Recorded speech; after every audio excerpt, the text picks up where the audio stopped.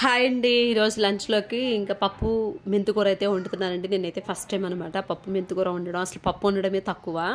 పప్పు మా హస్బెండ్ అయితేనే బాగా వండుతారండి. పప్పు చికెన్ అంటే పప్పు చికెన్ ఈ రెండు వంటలు అయితే బాగా చేస్తారు ఆయన. ఇంక ఈసారి అయితే నేనే చేస్తున్నాను. ఇంకా మెంతికూర అయితే మొత్తం ఆకులన్నీ తుంపేసేసుకొని ఒక 10 మినిట్స్ కలులుపు అంటారు కదా, అదైతే వేసేసి ఒక 10 మినిట్స్ అయితే నానబెట్టేసిన తర్వాత 2-3 టైమ్స్ అయితే వాష్ చేసేసుకొని ఇంకా అప్పుడు వేస్తున్నాను అనమాట.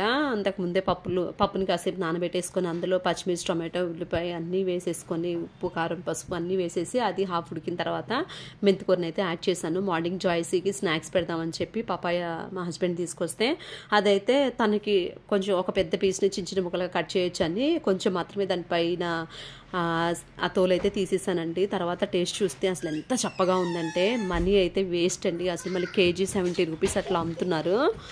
ఇంకా అది చప్పగా ఉందని చెప్పి దాన్ని అయితే పక్కకు పెట్టేసి తనకైతే ఇంకా వేరే స్నాక్స్ అయితే పెట్టానండి. ఒక సైడ్ ఏమో పప్పు ఉడికిపోయింది, నెక్స్ట్ ఇంకా పప్పు దగ్గర పడుతుంది అనగా రైస్ అయితే పొయ్యిన పెట్టేస్తాను అనమాట. ఈలోపు పప్పు తాలింపు వేయడానికి కావాల్సినవన్నీ రెడీ పెట్టుకున్నాను. అయితే మార్నింగ్ జాయ్సీకి అయితే తాగడానికి రాగి జావ అయితే రెడీగా ఉందండి. రాగి జావ ఇచ్చేసాను, తాగేసింది. తనకి వేరే స్నాక్స్ అయితే పెట్టి పంపించేసానండి. ఇంకా తర్వాత పప్పు అయితే ఉడికిపోయింది కదా, ఇంకో రుబ్బేసి దాన్ని అయితే తాలింపు పెట్టుకుంటున్నాను. నాకు వీడియో షూట్ చేయడానికి ట్రైపాడ్ అలాంటివి ఏమీ లేవండి. నేను లెఫ్ట్ హ్యాండ్తోనే షూట్ చేసుకుంటూ వీడియోని ఇంకా రైట్ హ్యాండ్తో పనులు చేసుకుంటూ ఉంటాను. అందుకే అప్పుడప్పుడు కెమెరా షేక్ అవుతూ ఉంటుంది.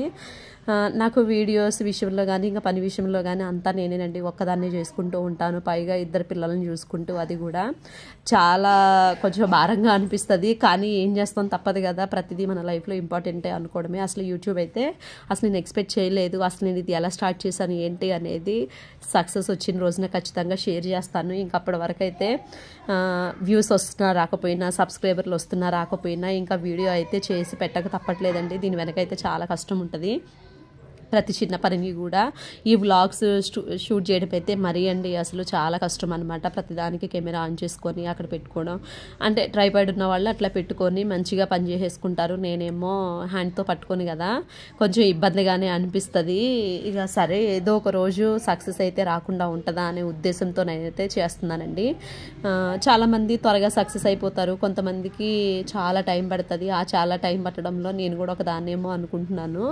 అయినా సరే ఏదో ఖాళీగానే ఉంటున్నాను కదా, చేసే పనులే వీడియో తీసి పెడదాము అని ఇంకా యూట్యూబ్ అయితే అట్లా స్టార్ట్ అయ్యి రన్ అవుతుందన్నమాట. కానీ 2 పిల్లలతో కొంచెం కష్టంగానే అనిపిస్తుందండి. కొంచెం కాదు, చాలా అంటే చాలా కష్టం. ఇదిగోండి మార్నింగ్ జాయ్సీకి ఎగ్ బ్రెడ్తో అయితే ఇలా చేసి పంపించేసానండి. ఇంకా జెన్సీ కూడా తినంగా ఉన్నాయి, నేనైతే తింటున్నాను.